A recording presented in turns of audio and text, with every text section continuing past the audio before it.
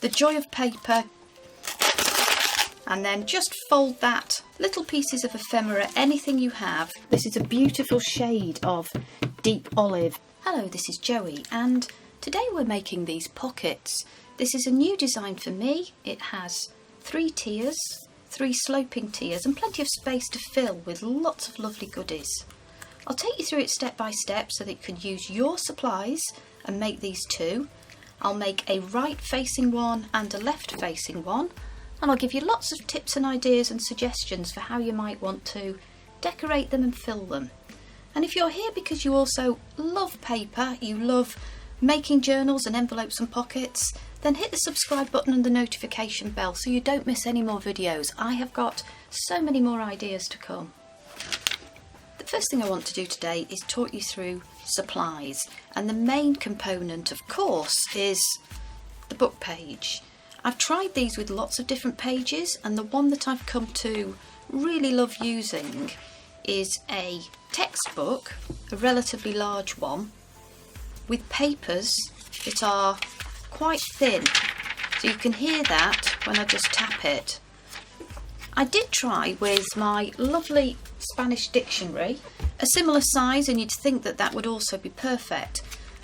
One of the features I like to think about when I'm making these pockets is the font and how that looks when it's finished. So this is really about personal preference and what papers you want to use.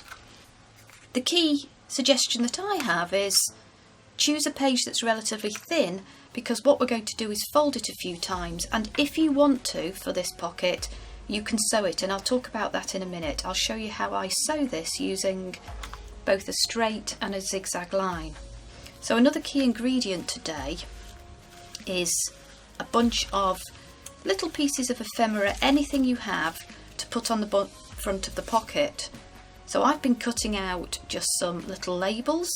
These are from Tracie, and what I like to do is have them in both narrative text, so maybe a little quote, also bold, so a different sort of font. I like to use circles, and I always look for little labels and pieces of ephemera with numbers on as well. And when we come to decorate these, it's the contrast that is really going to have a great effect on the front of these pockets. So as well as the labels and the book page, you might want to also dig into your stash of papers and see what you have by way of tags and other lovely pieces of decorative paper. This one I've just sewn on in the same style as the front of the pocket, and I'm also going to be using that design for little journaling cards to tuck inside. This pattern is from a digikit from shabbydabbydoodah, and today's pocket is actually inspired by Tina on shabbydabbydoodah. I'll leave a link to her channel in the description box down below. And I say that because they are all about that gorgeous shabby effect, the joy of paper, getting something chubby and luscious but nevertheless coordinated with colour, and what I like to add is just a little bit of bling. So I hope you enjoy watching me make these pockets today. The first thing I'm going to do then is show you how to make the body of the pocket, and that's just so easy, so let's do that. So I'm just going to tear a page off. Right, let's do 2 or 3 while we're at it. Oh, what a lovely sound that is, even ripping pages out of a book. I love it. And a really easy fold to make the pockets. As I say, for your pages you can choose whether to make these right facing or left. It really doesn't matter that the edge of the book page still has a little bit of a mess along it. I think that's all part of the joy of the paper. The first thing you want to do is fold it into quarters. So fold it in half and make those edges really crisp. Undo it, fold it in half again. I'm sure on YouTube there are lots of videos with something either the same or similar. This came about because I was just playing around with a type of pocket that I've been making lots of, and it's just a variation from it. So it's really quite easy. We're going to start with folding at the corners, and what I'm going to do is take one of the top quarters and fold forwards towards me, fold that down, and this is going to be the largest fold. So we're going to work in baby bears, middle bears and large bears. This is the big bear, this is the big fold. I have folded so that I've tried to retain as much of a right angle here as possible, and the fold is almost to the crease, not quite. So this is our biggest fold of 3. We're now going to fold on the bottom left or diagonally opposite quadrant. I'm going to fold that corner up, but it's going to be the baby bear. This is going to be the little fold. And I'm not measuring, because I think for the fun of making these pockets, it's as much about momentum and not making it too difficult or precise, but you could measure to make these absolutely beautiful and each of the layers completely equal in incremental size if you wanted. For me, that's just a bit too much like hard work, and I am just going to do this by eye. And then I'm going to turn it over and fold this corner in, and I'm going to try and make it to be the middle bear, so it's not as big as the biggest fold and not as small as the smallest one, something in the middle, something in between. And what those different sizes do is make our 3-tier pocket have layers that don't cover each other up, so that you can see 1, 2, 3. The first thing I want to do at this point is just make life easy by putting a dot of glue underneath each of the corners of these folds. So it's a tiny amount, the purpose of which is to just hold it in place, nothing more than that, just to make it so that it doesn't flap open when we're doing a little bit more of the decoration. So the tiniest dot, like that, turn it over, and a tiny dot in the corner here.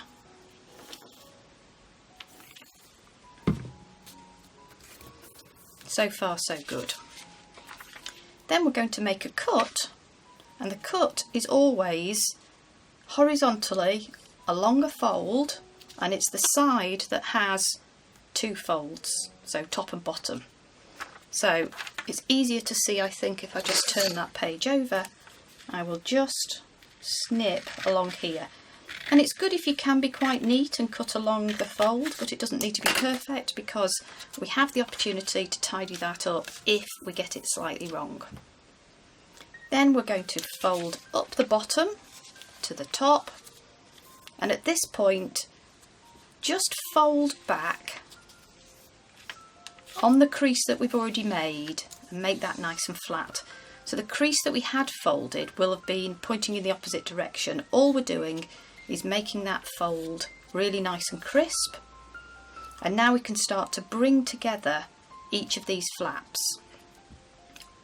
For this pocket, I'm going to show you how I sew it with just a little bit of an easy pattern down the side, and because I'm going to use my sewing machine, I don't really want too much glue on this because that will get on the needle. I'm going to put a tiny amount on the side here. So this is the front flap. I'm going to fold that over and press it down. Then I'm going to unfold it and do the same again on the next fold down. A few little dots there and fold it over. And finally I'm going to put a little dot underneath the third flap, not a line of glue, just a dot, and press that down. And you might think I was making life difficult for myself by not working in reverse. The reason that I work by putting glue on the outer piece first and work in is you'll find you get a flatter pocket. There will be less ripple along here if you attach it with the glue on the top sheet first and then work 1, 2, 3 towards the back. And it's just a little tip from me making lots of these and seeing what worked and what didn't work. And at this stage I can't resist. I am going to use the much loved corner rounder and just take that off. I thought it would be helpful if I just made one that faced in the opposite direction before we move on to decorate. So we'll take our piece of paper and I am going to turn it over this time. Start just as we did before, fold it up, nice crease. Another fold, not too difficult. So now we have our quadrants, and you don't need to have a square piece of paper either to do this. Relatively square is helpful, otherwise you'll get a pocket that's just very tall and thin. So another tip is to think about not just the thickness of the paper, but proportionally having something that is rather wide, but a rectangle is still fine. So if we want the pocket to open in the other direction, I'm going to start by folding the other corner.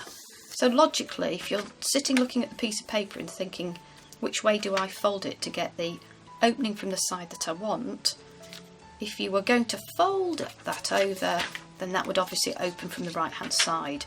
So I'm going to start with the big fold at the top left, the teeny tiny bear, the tiny one down here. Let's make that a little bit smaller. I'm folding that in, getting as much as I can of a right angle here, because what that does, and I think this does help with neatness, is help those layers of the mountain to be as parallel as possible. I don't mind them being at odd levels, at odd distances from each other, but I don't really want one sloping here and one sloping there. So I'm keeping the right angle as I fold the corners, turn over, and let's make this one a size that's slightly in between. Again by eye, nothing too perfect, but giving it plenty of crease. And now I want to make a cut, so that will be along the horizontal line. Turning it over, then I can see it a bit better. Although I have bright light, it's not always the easiest, particularly when there's a camera on. We're going to fold up and then just fold that top piece back, just so that it's sitting neatly. We can now take our glue and just bring it together with a couple of tiny dots, the same as we did before, merely to make things stay in place. You could get away with not using glue completely, and that's perfectly fine to do, particularly if you want to be very careful with a sewing machine. I just find it a little bit helpful to put them in place and to ask them to stay there. So, tiny bit here, just on the inside, and push that down, and for me, around the corner, just to have that finished off and ready. I'm going to sew around the pockets using a couple of different stitches, and that just gives a little bit of interest and a little bit of texture. But you don't need to sew, and if you don't have a sewing machine, it's perfectly adequate to leave it without. You could just use a bit more glue at the previous stage. So here I have not sewn. I have used a stamp just to add a faux stitching effect. You could do that by hand with a pen. So here I've used a stamp and gone round with a pen, and on this beautiful tag I've just added some faux stitching around the edge. So you could add that to the outer side of the pocket. Also, if you don't have a sewing machine, or if this is your preference, you can add some washi tape at the bottom. So choose from one of the gorgeous washi tapes that we have available to us nowadays, and the benefit of this is it will give you a bit more strength on the side. I've also added some snippets to this one and a bit more faux stitching around there. But what I want to do is just add just a little bit of stitching around, and I thought I'd show you how I do it. Really basic. I am a beginner. I've had this sewing machine probably less than a year, and I am still learning. So let's have a go. Let's put some stitches around the pocket.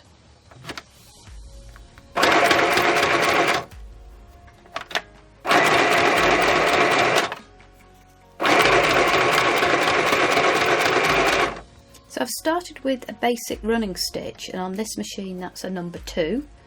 I do a bit of reverse to begin with to give it more strength, because I'm just going to cut the cotton when I've finished. And when I've got a few stitches down on that pocket, I change the stitch to one that's a zigzag, and that just gives a bit of interest.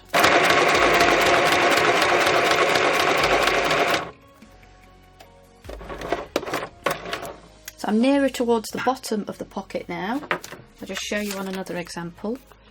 So as I approach the bottom, I just move back into running stitch and come back to the edge near to the top pocket. So I'm not going all the way up to the top, I'm just going round the side about halfway.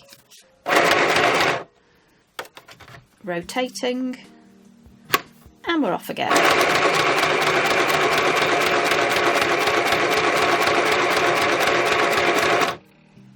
Keep the needle in while I turn that round, and we're off. Bit of reverse.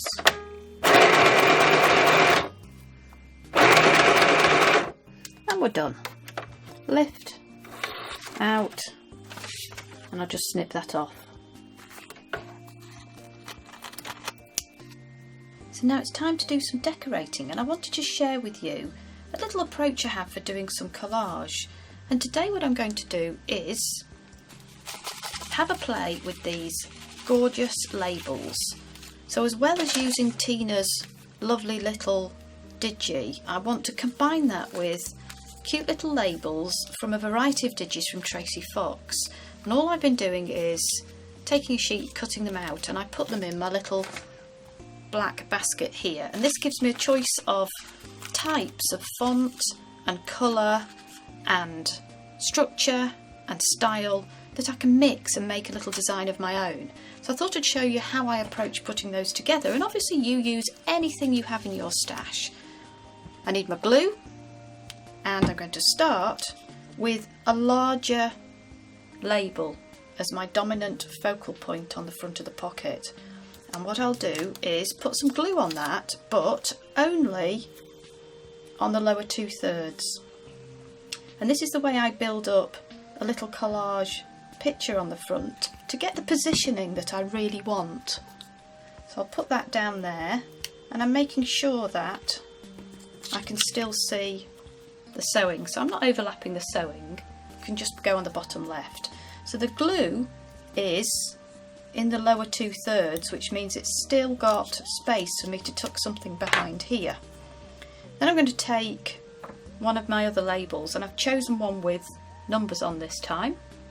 So that's going to tuck right behind. So for that, I know that I can put a tiny bit of glue just on the lower edge there.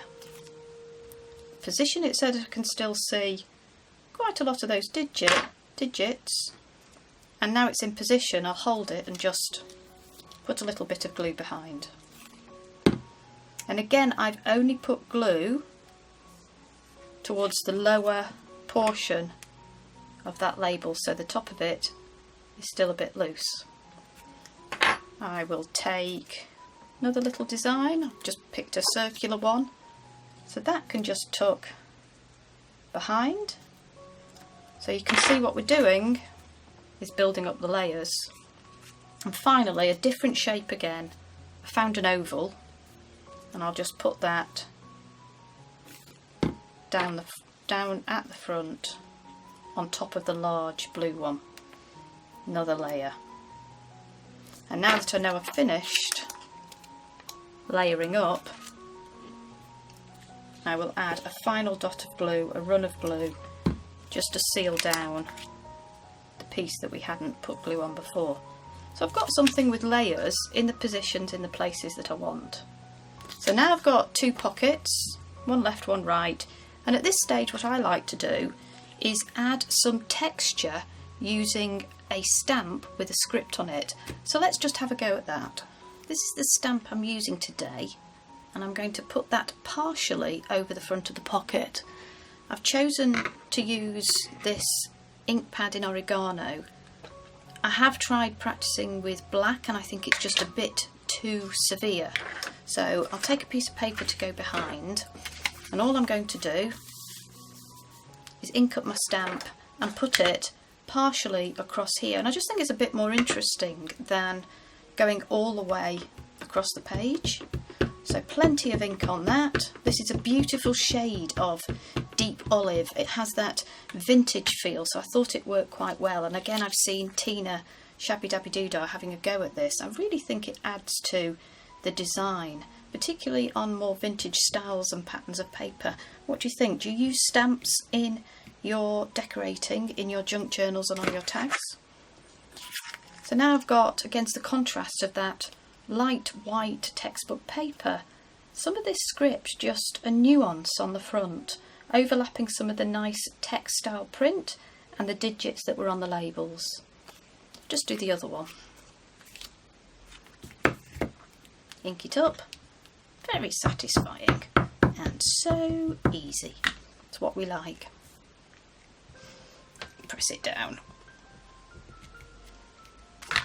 So, 2 pockets, and now I think what we'll do is add a bit of bling by way of sequins. So these are the sequins I'm going to peel off today. I have a number of rolls. I think these are really Christmas decorations. I like to repurpose items and find use in my craft. So today I think I will take some red ones off and put them on there, and maybe these silver ones could go on there. I think actually I'll go for this one. It's got a pinky hue to it. I think that goes with the vintage theme. I'll show you a finished one, just like that. I go by 5s, so I pick 5 little spots to place. 1, 2, 3, 4, 5. There we go. And I'll just place the sequins on top. And what I'm doing is giving definition to the boundary of our little decorative focal point here. And I'm also specifically putting the sequins where there is an overlap of a corner in some way. So I'll go for an extremity. 1, 2, 3, 4, 5. So I'm dotting the glue where there is a junction. That's possibly a good way to put it. Where there is a junction of these little labels, getting them the right way up. It's not too scientific, but it just seems to work. And I don't dither too much or think too much, but I just get those down. 1, 2, 3, 4, 5. So I have a whole range of items to put in my pockets. I just thought I would share how I go about choosing these, what I'm going to put in, show you what I'm going to do to turn these little pockets into stuffed pouches, fill them up with lovely goodies. One of the things I've been doing is making tags and spraying them with a combination of mica powder and water, and I have mixed up a little concentration of that in a bottle and sprayed it on, and that gives an extra piece of emphasis, I think, a little bit more of a vintage feel. So I'm going to put one of those with the blue in. I think the blue can go in that one. I've got a lovely lady here, so she's got stamp stitching and faux stitching around. She could go in there. That's a shabbydabbydoodah digi, and she can have the gentleman with the zigzag sewing on. He can go in there. I'm going to add some pink because there's pink in the sequins, so I'll put that behind, and some items in here. So I've got some lovely green cardstock that I've made into a journaling card. If there's green and red, I like this one, that goes with the red here. In fact, I will probably add some washi to that. Oh, he's nice, I like that one. That can go in there. Really just play. Lots of space for adding your lovely pieces of paper to write on and anything else you'd like to add. So I'm going to steal a pink one as well in here because I can see a little bit of pink next to this gentleman. And these are my really easy 3-tier sloping pockets with vintage decoration and lots of lovely goodies to turn them into a pouch. I hope you've enjoyed the video. I really hope that you come back next week because I have lots more ideas. Hit the subscribe button and give me a thumbs up if you've enjoyed it, and I hope to see you soon.